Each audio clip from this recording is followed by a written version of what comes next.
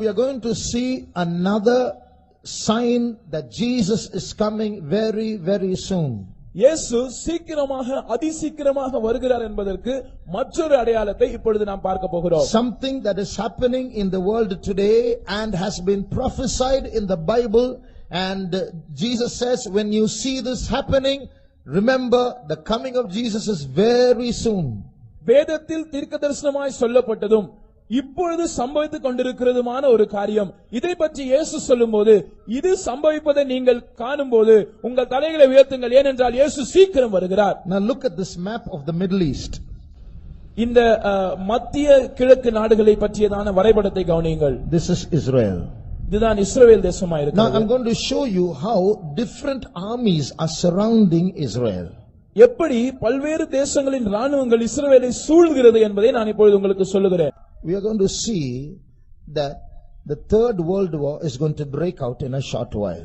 இன்னும் கொஞ்ச நாட்களில் மூன்றாவது உலக மகா யுத்தம் ஆரம்பிக்க போகிறதை நாம் பார்க்க போகிறோம். The Bible prophesies about that. வேதம் இதை தீர்க்கதரிசனமாக சொல்லுகிறது. Just before that or just after that Jesus will come. இதற்கு சற்று முன்பாக அல்லது இதற்கு சற்று பின்பாக இயேசு வந்துடுவார். So around the time of the third world war Jesus will come. மூன்றாவது உலக மகா யுத்தம் நடக்கும்போது அந்த காலகட்டத்தில் இயேசு வந்துடுவார். Then some clever people will say, oh, is that right? Then I'll wait till the third world war. When that starts, I'll get ready to go when Jesus comes. இப்பொழுது சில அதிபுத்திசாலிகள் இப்படி சொல்வார்கள், அப்படியா, நல்ல விஷயம் தானே, மூன்றாவது உலக மகா யுத்தம் வருகிற வரைக்கும் நான் காத்திருப்பேன், அந்த யுத்தம் ஆரம்பிக்கும் போது இயேசு வரும்போது போவதற்கு நான் என்னை ஆயத்தப்படுத்திக் கொள்வேன். Till then I will enjoy. அதுவரைக்கும் நான் என்னுடைய வாழ்க்கையை அனுபவிக்கிறேன். And when the third world war is going to break, I'll get ready. மூன்றாவது உலக மகா யுத்தம் ஆரம்பிக்கிற அந்த காலகட்டத்தில் நான் என்னை ஆயத்தப்படுத்திக் கொள்வேன். What is getting ready? Putting on your clothes and combing your hair and having a bath, is it? ஆயத்தப்படுத்துவது என்றால் என்ன என்று நீங்கள் நினைக்கிறீர்கள்? உங்களுடைய வஸ்திரங்களை கழற்றி வைத்துவிட்டு போய் குளித்துவிட்டு புதிய வஸ்திரங்களை மாற்றுவதுதான் ஆயத்தப்படுத்துதலா? Getting ready means growing in your character. You can't do that in 5 days. ஆயத்தப்படுத்துதல் என்று சொல்லும்போது அது நம்முடைய சுபாவத்தின் வளர்ச்சியை காண்பிக்கிறது. அது 5 நாட்களில் நடைபெறுகிற காரியம் அல்ல. It's not getting your body ready, it's getting your soul ready. இது நம்முடைய சரீரத்தை ஆயத்தப்படுத்துவது அல்ல, நம்முடைய ஆத்துமாக்களை ஆயத்தப்படுத்துவது. So we have just enough time to prepare ourselves. You can't wait for the last moment, you'll be left behind. நாம் கடைசி க்ஷண பொழுதுக்காக காத்திருக்க முடியாது. அப்படி என்றால் நாம் கைவிடப்பட்டு போவோம். இப்பொழுது நமக்கு இருக்கிற சமயம் நம்மை ஆயத்தப்படுத்துவதற்கு மாத்திரம் போதுமானதா இருக்கிறது. Now we're going to see quickly how the third world war, the world events are slowly going to move towards a third world war. இப்பொழுது உலகத்தில் நடைபெறுகிற சம்பவங்கள் எவ்வாறு மூன்றாவது உலக மகா யுத்தத்துக்கு வழிவகுக்க போகிறது, எவ்வாறு அந்த திசையில் போக போகிறது என்பதை நான் உங்களுக்கு சொல்லுகிறேன். This third world war is going to break out because of 3 reasons. இந்த மூன்றாவது உலக மகா யுத்தம் 3 காரணங்களினால் ஆரம்பிக்கும். 1. முதல் காரணம், in Jerusalem, the location where the temple of the Jews was built, there is a mosque now. யூதர்களின் தேவாலயம் கட்டப்பட்டதான அந்த இடத்திலே, எருசலேம் பட்டணத்திலே, அந்த இடத்திலே இன்றைக்கு ஒரு மசூதி இருக்கிறது. And therefore, because of that controversy, the Jews are not able to rebuild their temple. இப்படிப்பட்ட ஒரு சர்ச்சை அங்கே இருக்கிறபடியினால் யூதர்களால் தங்கள் தேவாலயத்தை கட்ட முடியவில்லை. And this is a big issue today. இன்றைக்கு இது ஒரு பெரிய பிரச்சனையாக வெடித்துக் கொண்டிருக்கிறது. So maybe if the Israelites take some wrong decision, immediately war will break out. ஒருவேளை இந்த திசையில் இஸ்ரவேலர்கள் ஏதாவது தவறான முடிவை எடுத்தால் உடனடியாக மூன்றாவது உலக மகா யுத்தம் ஆரம்பிக்கும். Secondly, இரண்டாவதாக, Syria is going to be a cause for the world war. Syria தேசமானது ஒரு உலக மகா யுத்தத்துக்கு காரணமாக இருக்க போகிறது. In the Bible there are some unfulfilled prophecies about Syria. It hasn't been fulfilled till now. வேதத்தில் சீரியா தேசத்தை பற்றி சொல்லப்பட்டிருக்கிற சில நிறைவேறாத தீர்க்க தரிசனங்கள் இருக்கிறது. இந்த நாட்களில் அவைகள் நிறைவேற போகிறது. Read Isaiah chapter 17 and verse 1. ஏசாயா தீர்க்கதரிசன புத்தகம் 17ஆம் அதிகாரம் அதன் முதல் வசனத்தை வாசிப்போம். தமஸ்குவின் பாரம் இதோ, தமஸ்குவானது நகரமயிலால் தள்ளப்பட்டு பாழான மண்மேடாகும். The burden of Damascus, behold, Damascus is taken away from being a city, and it shall be a ruinous heap. We have all heard of Damascus. நம்ம எல்லாருக்கும் தமஸ்கு பட்டணத்தை பற்றி தெரியும். Paul was saved on the road to Damascus. Pavul அவர்கள் இந்த தமஸ்குவுக்கு போகிற வழியில் தான் ரட்சிக்கப்பட்டார். But many do not know that Damascus is the capital of Syria.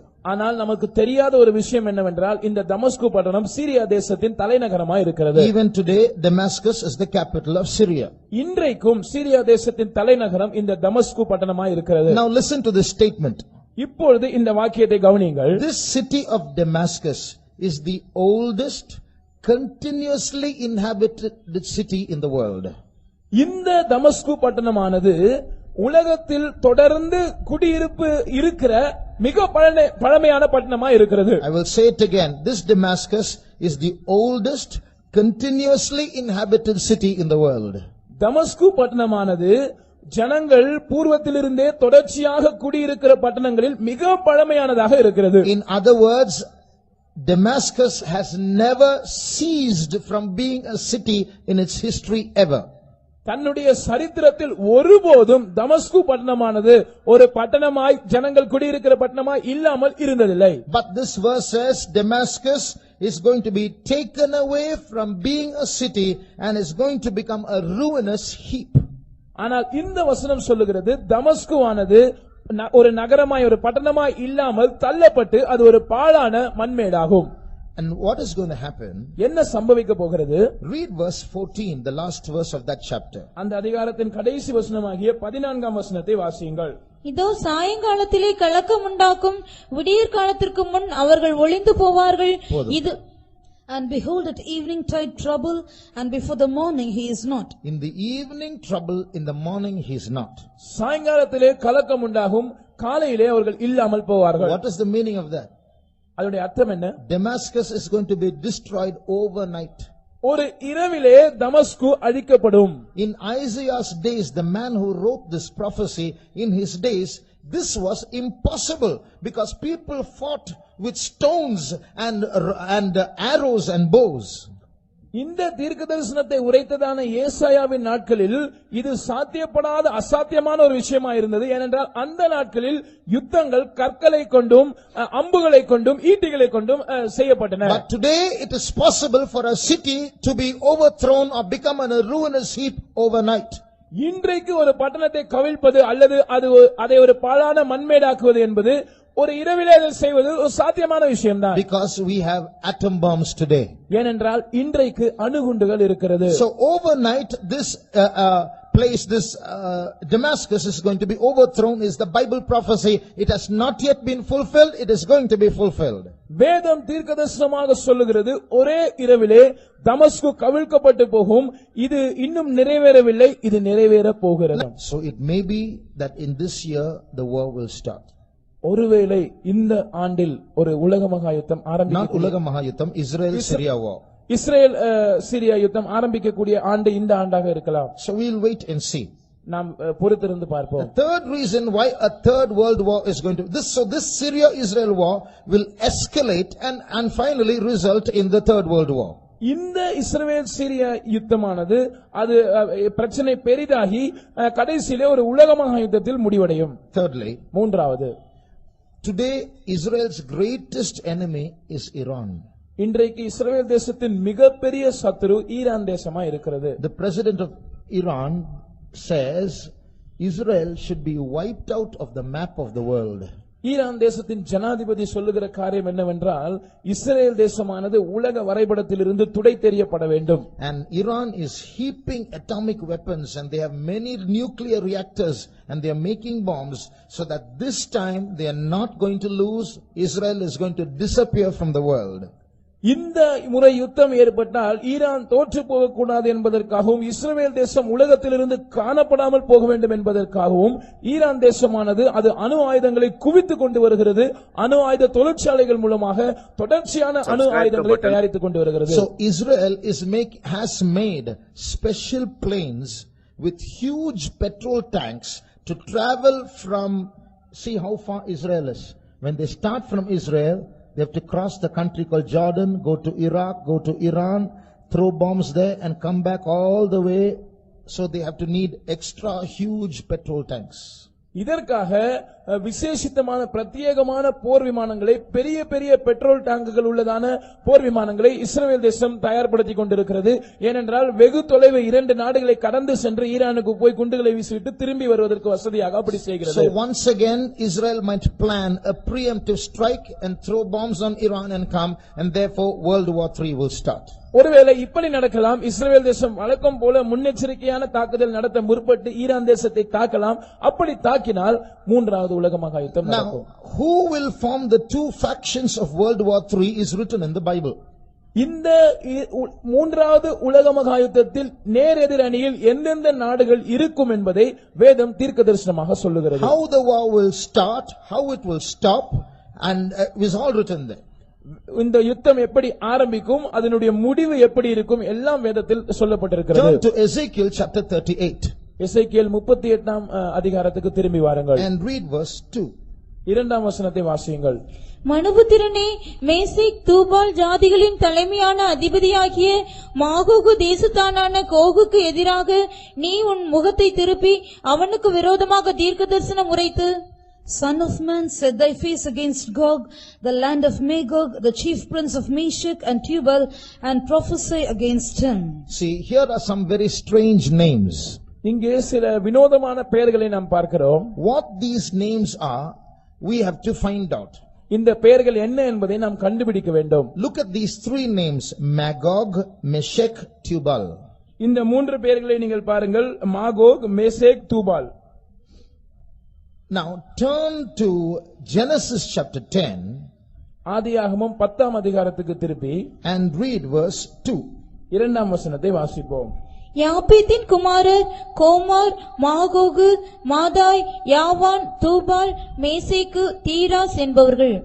The sons of Japheth, Gomer and Magog and Madai and Javan and Tubal and Meshech and Tyrus. So you see these 3 names appear as the children of Japheth, the son of Noah.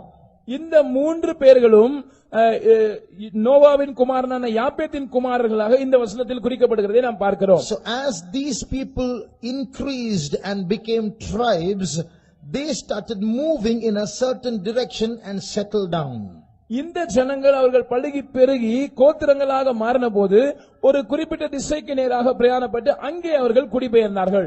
So you have to ask the ethnologists that they are the ones who study how nations are born, how they moved in directions, where they settled down, etc. இப்படி இனங்களை பற்றி, தேசங்களை பற்றி, அவைகளின் துவக்கம் எப்படி இருந்தது, அவைகள் பூர்வத்தில் எங்கே இருந்தார்கள், எங்கே குடிபெயர்ந்தார்கள் என்பதெல்லாம் ஆராய்ச்சி செய்கிறவர்களிடத்திலே நீங்கள் இதை பற்றி கேட்பீர்கள் என்றால், they say that these sons of Japheth, that is Meshech, Tubal, Magog, all moved to and settled down in that place which today is called Russia. இந்த யாப்பேத்தின் குமாரராகிய மாகோகு, தூபால், மேசேக் என்பவர்கள் இவர்கள் எல்லாரும் குடிபெயர்ந்து ஒரு இடத்தில் போய் அவர்கள் குடியமர்ந்தார்கள். அந்த இடம் இன்றைய ரஷ்யா தேசமா இருக்கிறது. In fact, in that same Ezekiel 38:2, எசேக்கியேல் 38ஆம் அதிகாரம் 2ஆம் வசனத்திலே நாம் வாசிக்கும்போது, we read the chief prince of Meshech and Tubal. The word chief is Rosh, which is from which the word Russia comes. ஜாதிகளின் தலைமையான அதிபதி என்று அங்கே சொல்லப்பட்டிருக்கிறது. அங்கே அந்த தலைமை என்று சொல்லுகிற வார்த்தை ராஷ் என்று அழைக்கப்படுகிறது. இந்த வார்த்தையிலிருந்து தான் ரஷ்யா என்கிற பெயர் வந்தது. And the word Gog is a name as a title of the ruler of Magog, the area of Russia. ரஷ்யாவில் இருக்கிறதான மாகோக் என்கிற அந்த இடத்திலே ஆளுகை செய்கிற அந்த ராஜாவினுடைய பெயர் தான் கோகாக இருக்கிறது. So Magog is a place, Gog is a title of a king, the ruler. Magog ஒரு இடமா இருக்கிறது. அந்த தேசத்தை ஆளுகை செய்கிற ராஜாவினுடைய பெயராக அல்லது பட்டமாக கோக் இருக்கிறது. Just like Pharaoh is a title of many kings, Herod is a title of many kings, Caesar is a title of many kings, Gog is a title of many kings. எப்படி எகிப்தின் अनेक ராஜாக்கள் அவர்கள் பார்வோன் என்று அவர்களுக்கு பட்டம் இருந்ததோ, எப்படி ஏரோது என்கிற பட்டம் இருந்ததோ, எப்படி ராயன் என்கிற பட்டம் இருந்ததோ, அதே போல अनेक ராஜாக்கள் கோக் என்கிற பட்டத்தை உடையவர்களாக இருக்கிறார்கள். So God says, I'm prophesying against you. கர்த்தர் சொல்லுகிறார், நான் உனக்கு விரோதமாக தீர்க்கதரிசனம் சொல்லுகிறேன். And in verse 4 God says, I'm going to put jaws in your hooks into your jaws and I'm going to drag you towards Israel. நான்காம் வசனம் சொல்லுகிறது, நான் உன் வாயில் துறடுகளை போட்டு உன்னை இஸ்ரவேலுக்கு நேராக இழுத்து கொண்டு வரப்போகிறேன். And Persia and Ethiopia and Libya, they're all going to come with you. உன்னோடு கூட பெர்சியரும் எத்தியோப்பியரும் லீபியரும் வருவார்கள். So which means with Russia, many other countries of today which are called by ancient names in the Bible are going to join with Russia and go towards Israel. தங்களுடைய ஆதி நாட்களில் இருந்ததான பெயரினால் அழைக்கப்படுகிற அநேக நாடுகள் வேதத்திலே குறிப்பிடப்பட்டிருக்கிறது. அவைகள் ரஷ்யாவோடு கூட சேர்ந்து இஸ்ரவேல் தேசத்துக்கு விரோதமாக யுத்தத்தில் கலக்கும். Verse 8 says, this shall happen in the latter years. இது பின் நாட்களில் சம்பவிக்கும் என்று 8ஆம் வசனம் சொல்லுகிறது. So this is what is going to happen as a third world war. இதுதான் மூன்றாவது உலக மகாயுத்தமாக நடக்க போகிறது. Now there are different nations. I'm going to just mention one nation that is present today that is going to join Russia in this battle. இன்றைக்கு இருக்கிறதான ஒரு நாடு ரஷ்யாவோடு அது யுத்தத்தில் இஸ்ரவேலுக்கு விரோதமாக சேர்ந்து கொள்ள போகிறது. அந்த நாட்டை நான் உங்களுக்கு குறிப்பிட்டு சொல்லுகிறேன். Read verse 5. 5ஆம் வசனத்தை வாசியுங்கள். அவர்களோட கூட பெர்சியரும் எத்தியோப்பியரும் Persia.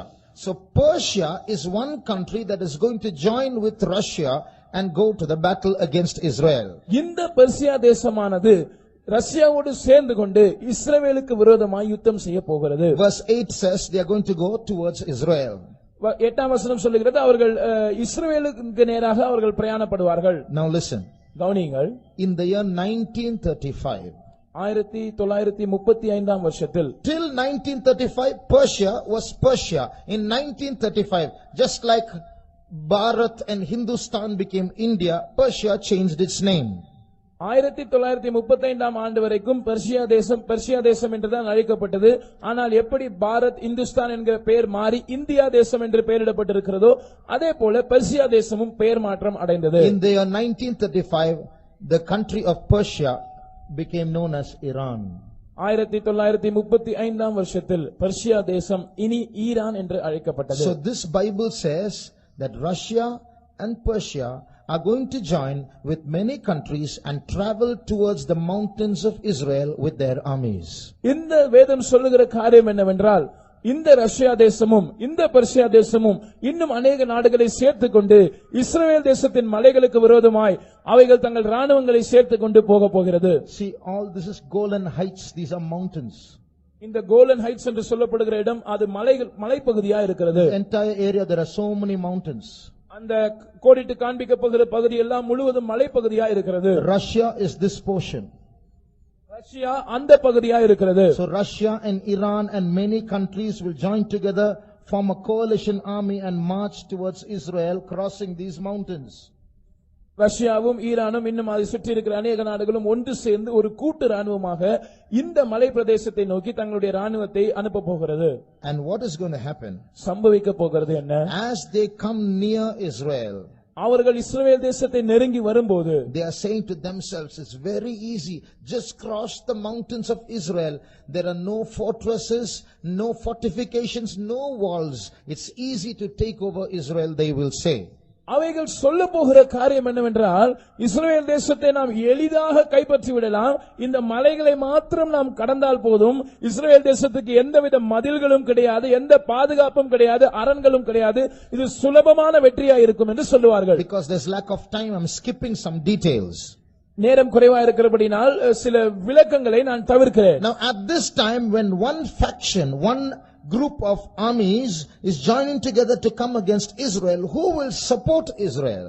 இப்படி ஒரு கூட்ட தேசங்கள் தங்கள் ராணுவத்தை ஒன்று சேர்த்து கூட்டு ராணுவமாக உண்டாக்கும் போது இஸ்ரவேலுக்கு ஆதரவாக யார் வருவார்? Till now, Israel is supported by America, Britain and some European English speaking countries. இதுவரைக்கும் இஸ்ரவேல் தேசத்துக்கு ஆதரவாக இருந்து வருகிற நாடுகளில் முக்கியமான நாடுகள் அமெரிக்க தேசம், இங்கிலாந்து தேசம் மற்றும் சில ஐரோப்பிய தேசங்களா இருக்கின்றன. In verse 13, you will see those countries that are supporting Israel. இப்பொழுது 13ஆம் வசனத்திலே இஸ்ரவேல் தேசத்துக்கு ஆதரவு கொடுக்கிற சில தேசங்களை நாம் அங்கே வாசிக்கிறோம். Sheba and Dedan refer to some Gulf countries that will support Israel. சேபா மற்றும் தேதான் தேசங்கள் சில வளைகுடா நாடுகளை குறிக்கின்றன. இவைகள் இஸ்ரவேலுக்கு ஆதரவாய் இருக்கும். And then we read of the merchants of Tarshish. அதற்கு பிற்பாடு தர்ஷீஷின் வர்த்தகரை குறித்து நாம் வாசிக்கிறோம். Which place is Tarshish? Tarshish என்பது எந்த இடம்? The word, the Tarshish, Bible scholars doing research say Tarshish was a place where you used to get tin. It was a source of tin. Tarshish என்கிறதான இந்த இடம் டின் என்கிற உலோகம் கிடைக்கக்கூடியதான இடமாக இருந்தது என்று ஆராய்ச்சியாளர்கள் சொல்லுகிறார்கள். And today's Great Britain, the word Britain, which comes from the word Britannia, means a source of tin. இன்றைக்கு இருக்கிறதான பிரிட்டன் அல்லது பிரிட்டானியா என்கிற பெயரிலிருந்து இதனுடைய பெயர் வருகிறது. இந்த பிரிட்டானியா என்கிற வார்த்தைக்கு அர்த்தம் இந்த டின் கிடைக்கக்கூடிய ஒரு இடம். So Bible scholars say that Great Britain is Tarshish. வேத அறிஞர்கள் சொல்லுகிறார்கள் இந்த கிரேட் பிரிட்டன் நாடுதான் அது டார்ஷிஷ் ஆய் இருக்கிறது. So here in this verse in Ezekiel chapter 38 and verse 13 we read that Tarshish and the young lions thereof. இங்கே இந்த 38ஆம் அதிகாரத்தின் 13ஆம் வசனத்திலே நாம் வாசிக்கிறோம் தர்ஷீஷின் வர்த்தகரும் அதனுடைய பாலசிங்கங்களும். What is that? அதன் அர்த்தம் என்ன? Great Britain is that place where you see the English speaking countries.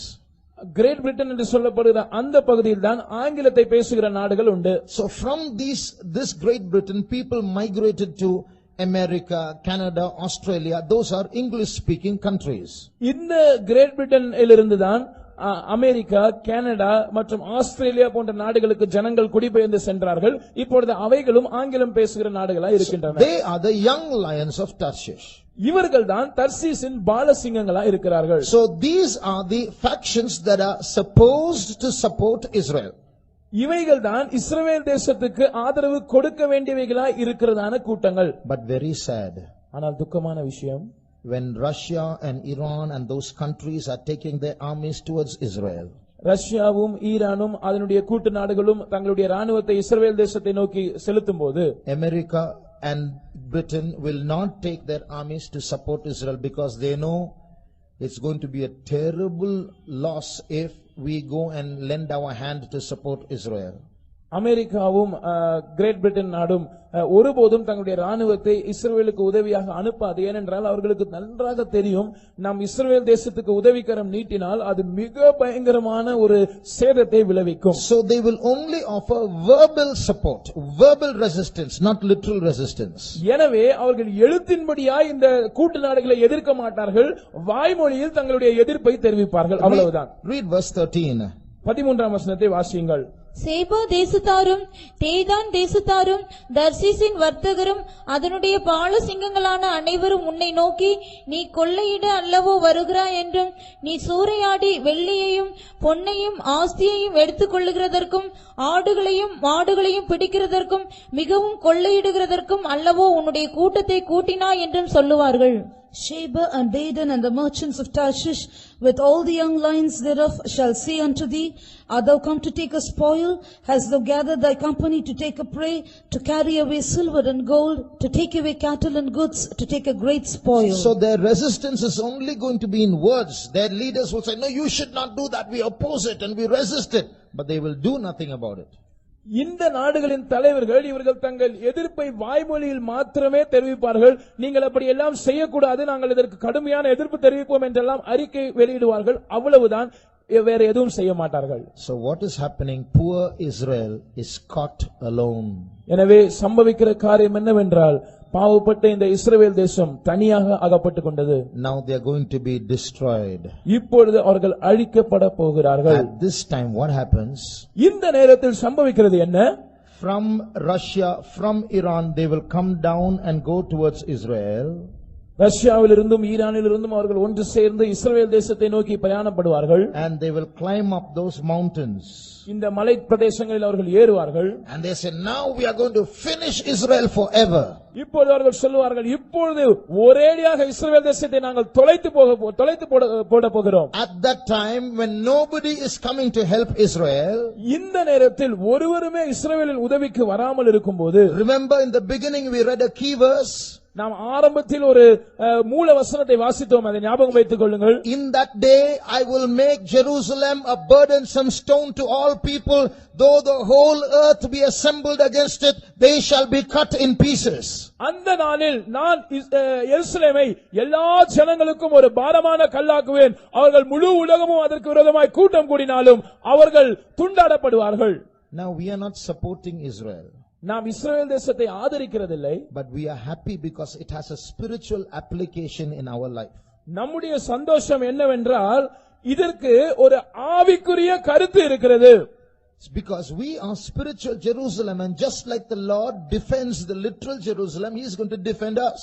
இதற்கு ஒரு ஆவிக்குரிய பொருத்தம் இருக்கிறது. எப்படி எழுத்தின்படியான இஸ்ரவேலை ஆண்டவர் பாதுகாக்க போகிறாரோ அதே போல ஆவிக்குரிய இஸ்ரவேலராய் இருக்கிற நம்மையும் அவர் பாதுகாப்பார். So when the Russians and the Iranians climb up the mountains of Israel and they are going to come down and finish Israel, இந்த ரஷ்யா, ஈரான் மற்றும் அதன் கூட்டு ராணுவங்கள் இந்த இஸ்ரவேலின் மலைகளில் ஏறி அந்த பக்கமாக இறங்கி இஸ்ரவேலை அழிக்க முற்படும் போது 3 things will happen. 3 காரியங்கள் சம்பவிக்கும். In verse 19, 19ஆம் வசனத்தில் it says, there shall be a great shaking in the land of Israel. அந்நாளிலே இஸ்ரவேல் தேசத்திலே ஒரு பெரிய அதிர்ச்சி உண்டாகும் என்று வாசிக்கிறோம். And the next verse says, the mountains shall be thrown down. An earthquake is going to take place and the mountains are going to be thrown down. பர்வதங்கள் இடியும் என்று நாம் வாசிக்கிறோம். அதனுடைய அர்த்தம் என்னவென்றால் ஒரு பூமி அதிர்ச்சி சம்பவிக்க போகிறது, அந்த பர்வதங்கள் இடிந்து போகும். So when these armies who are hating Israel are climbing up the mountains of Israel and they are on top, only a little more and we are going to win over Israel, the mountains start shaking. இந்த கூட்டு ராணுவங்கள் இஸ்ரவேல் தேசத்துக்கு விரோதமாய் வந்து அவர்களுடைய மலைகளில் ஏறி அதன் மேல் நின்று கொண்டு இன்னும் கொஞ்ச தூரம் தான் வெற்றி பக்கத்தில் இருக்கிறது, நாங்கள் இஸ்ரவேலை கைப்பற்ற போகிறோம் என்று சொல்லும் போது ஒரு பூமி அதிர்ச்சி உண்டாகி அந்த மலைகள் இடிய ஆரம்பிக்கும். That's the first thing that will happen. முதலாவது சம்பவிக்கிற காரியம் அதுதான். Second thing that is going to happen, இரண்டாவதாக சம்பவிக்க போகிற காரியம், Ezekiel chapter 38 verse 21 says, every man's sword shall be against his brother. எசேக்கியேல் 38ஆம் அதிகாரத்தின் 21ஆம் வசனம் சொல்லுகிறது, அவனவன் பட்டயம் அவனவன் சகோதரனுக்கு விரோதமாய் இருக்கும். Remember, this army is a group of many nations coming together. What will happen? God is going to confound that army and they will start fighting with each other. There's going to be internal warfare.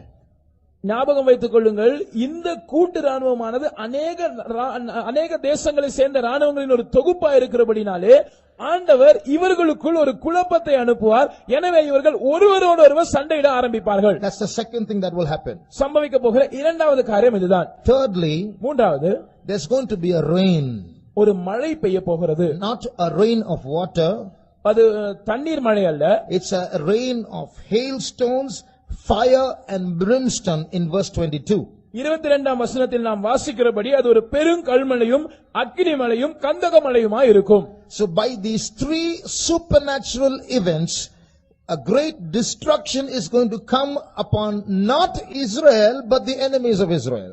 இயற்கைக்கு அப்பாற்பட்ட இந்த 3 நிகழ்வுகளினால் இஸ்ரவேலுக்கு அல்ல, இஸ்ரவேலின் சத்துருக்களுக்கு ஒரு பேரழிவு உண்டாகும். As a result of these 3 supernatural events, what is going to happen? இந்த 3 இயற்கைக்கு அப்பாற்பட்ட சம்பவங்களினால் சம்பவிக்க போகிறது என்ன?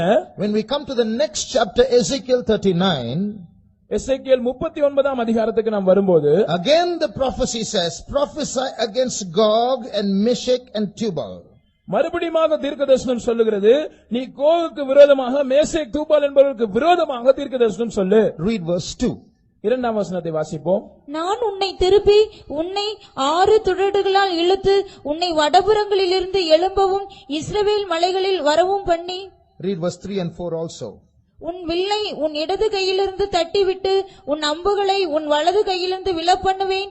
நீயும் உன் எல்லா ராணுவங்களும் உன்னோடு இருக்கிற ஜனங்களும் இஸ்ரவேல் மலைகளில் விழுவீர்கள். உராஞ்சுகிற there's no time, we'll see in Tamil alone.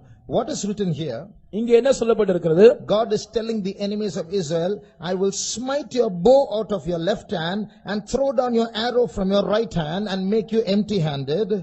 நான் உன் வில்லை உன் இடது கையிலிருந்து தட்டிவிட்டு உன் அம்புகளை உன் வலது கையிலிருந்து விலப்பண்ணி உன்னை ஆயுதம் இல்லாமல் வெறுங்கையாக மாற்றி, and you and your armies are going to fall upon the mountains of Israel. நீயும் உன் எல்லா ராணுவங்களும் உன்னோடு இருக்கிற ஜனங்களும் இஸ்ரவேல் மலையிலே விழப்போகிறீர்கள். And verse 2 says only a sixth part of you will remain. இரண்டாம் வசனம் சொல்லுகிறது, உங்களில் 1/6 தான் மீதியா இருப்பீர்கள். Which means 5/6 of the army of the enemies of Israel are going to be destroyed not by war but by natural calamities இதனுடைய அர்த்தம் என்னவென்றால், and internal war. இதனுடைய அர்த்தம் என்னவென்றால், இஸ்ரவேல் தேசத்துக்கு விரோதமாய் வருகிறதான இந்த ராணுவத்தில் 5/6 ஜனங்கள் இந்த யுத்தத்தினால் அல்ல, அவர்களுக்குள் சம்பவிக்க போகிற உள்கலகத்தினாலும் இந்த இயற்கை பேரழிவுகளினாலும் அழிக்கப்படுவார்கள். So what is going to happen? என்ன நடக்க போகிறது? The third world war is about to start and the armies are destroyed so much, only 1/6 is left. மூன்றாவது உலக மகா யுத்தம் இனிதான் துவங்குவதாக இருக்கிறது. ஆனால் அதற்குள்ளாக ஒரு ராணுவத்தின் பெரும் பகுதி 5/6 அழிக்கப்பட்டது, ஒரு சின்ன பகுதி தான் மீந்திருக்கிறது. So when this 1/6 itself is a big number, they are going to decide whether to fight against Israel or not. இந்த 1/6 இருந்து மீதியா இருக்கிறவர்களே ஒரு பெரிய கூட்டமாயிருப்பார்கள்.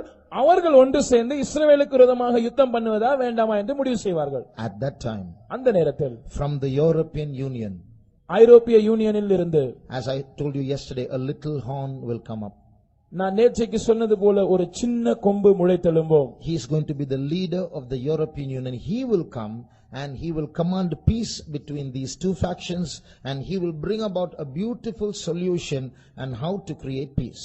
அவன் ஐரோப்பிய ஐக்கிய நாடுகளின் தலைவனாயிருப்பான். அவன் இந்த ஐரோப்பிய ஐக்கிய நாடுகளின் மத்தியிலிருந்து முளைத்தெழும்பி இந்த பிரச்சனைக்கு சுமூகமாக தீர்வு காண்பது எப்படி என்று சொல்லி ஒரு சமாதான உடன்படிக்கையை முன்வைப்பான். அது மிகவும் ஆச்சரியப்படக்கூடியதா இருக்கும். So in the Temple Mount area where there is a friction about the mosque and about Solomon's temple being rebuilt, he will give a peaceful solution. இந்த தேவாலயம் இருக்கிற அந்த மலைப்பகுதியிலே இப்பொழுது சாலமோனின் ஆலயம் திரும்பவும் கட்டப்படுவதா என்ற ஒரு சர்ச்சை இருக்கிற அந்த இடத்திலே, இப்பொழுது மசூதி இருக்கிற அந்த இடத்திலே 2 கூட்டத்தாருக்கும் இடையே அவன் ஒரு சமரச உடன்படிக்கையை முன்வைப்பான். Everybody will be happy. எல்லாரும் அப்பொழுது மிகவும் திருப்தியாய் சந்தோஷமாய் இருப்பார்கள். Because this man has commanded a solution and stopped a great world war which could have destroyed crores and crores of people. ஏனென்றால் இந்த மனிதன் அவன் ஒரு மிக சிறந்த சமாதான உடன்படிக்கையை முன்வைத்ததின் மூலமாக ஒரு பெரிய உலக போரை தவிர்த்து விட்டான், எத்தனையோ கோடிக்கணக்கான ஜனங்களை காப்பாற்றி விட்டான், சமாதானத்தை உண்டு பண்ணிவிட்டான் என்று சொல்லுவார்கள். And that's how this man comes to power. Everybody will elect him as the world leader. இப்படித்தான் இந்த நபர் அவன் அதிகாரத்துக்கு வருவான். எல்லாரும் ஒன்று சேர்ந்து அவனை ஒரு உலக தலைவனாக தேர்ந்தெடுப்பார்கள். About this time that Jesus will come. இந்த காலகட்டத்தில் தான் இயேசு வருவார். Just before or just after? இதற்கு சற்று முன்பாக அல்லது உடனடியாக இதற்கு பின்பாக? As I told you a little while ago, you can't wait till then and say I'll enjoy life and then get ready. There's no time for that. நான் உங்களுக்கு ஏற்கனவே சொன்னது போல, நான் அதுவரைக்கும் சற்று வாழ்க்கையை அனுபவித்துக் கொள்ளுகிறேன், சற்று சந்தோஷமா இருந்து கொள்ளுகிறேன், அதுக்கு பிற்பாடு நான் ஆயத்தமாகிக் கொள்வேன் என்று சொல்வதற்கு உங்களுக்கு நேரம் இல்லை.